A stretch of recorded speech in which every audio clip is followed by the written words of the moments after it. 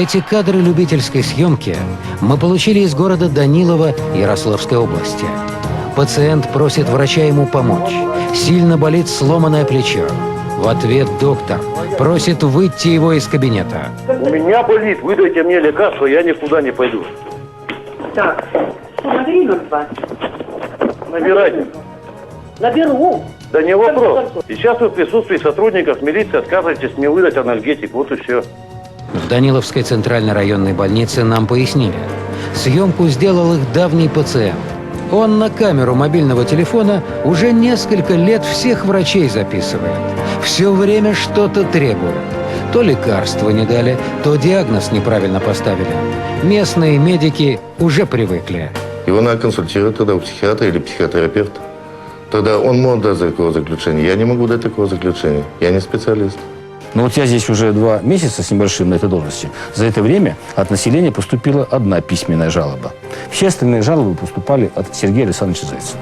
А это тот самый человек, который, по мнению врачей, измучил всех в больнице.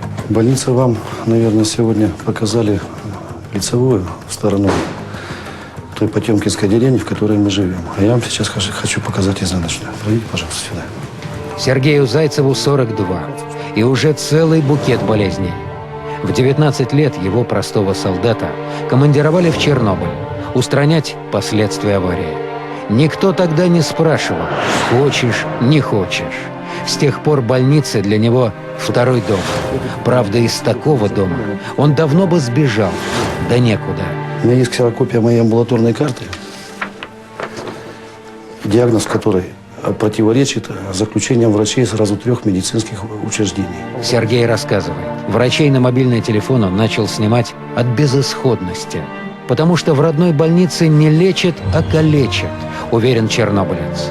Чего, мол, только стоит история с переломом плеча. И в результате того, что они игнорировали и мои объективные жалобы на невыносимую боль, подвижность моей сломанной руки сейчас ограничена до 85 градусов.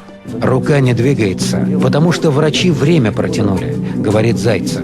Он даже суду в банке взял 150 тысяч рублей, чтобы в Москву съездить к профессорам медицины. Все после того, как понял, медицина бесплатная, его здоровьем интересоваться не станет.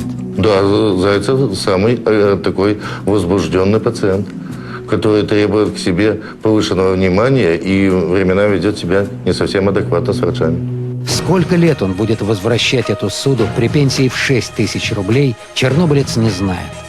Да и не помогло это. Рекомендации профессоров в Даниловской больнице выполнять не стали, нет возможности. Но деньги за суду возвращать надо. Вся надежда на зарплату жены. Хотя в доме и так все деньги на его лекарства уходят. Многие из которых, кстати, ему как чернобыльцу положены бесплатно. В частности, мне был назначен очень дорогостоящий препарат, а врач Орлов категорически отказался выдать на него льготный рецепт.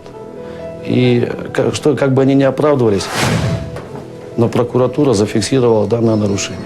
У Зайцева дома ворох переписки с больницей и с прокуратурой. Но что толку? Здоровье-то не прибавляется. Внимание врачей тоже. Да и как иначе, когда он специально снимает ветхие корпуса больницы и показывает их журналистам. Год назад в этом бараке меня пытались лечить от ангины, которой я не болел. У меня было обострение бронхиальной астмы, я задыхался, а мне в течение 5 дней лечили ангину, которой у меня не было. Ну, в общем-то, они постоянно все примерно одни и те же жалобы. Постоянно, примерно одни и те же. И примерно одни и те же претензии на недостаточное внимание именно к нему. Вот именно к его персоне, только и все. Зайцев знает, в больнице каждый врач уверен, ему пора к психиатру.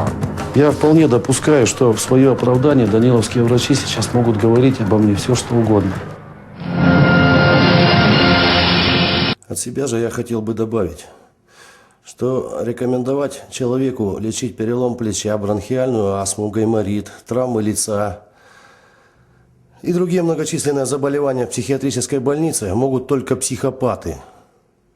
Об этом знают все врачи Даниловской СРБ, включая ее главврача. Об этом знает прекрасно вся областная больница, весь наш Ярославский департамент здравоохранения. Они об этом знают в течение 6 лет, как сделали меня больным человеком. Знают и тем не менее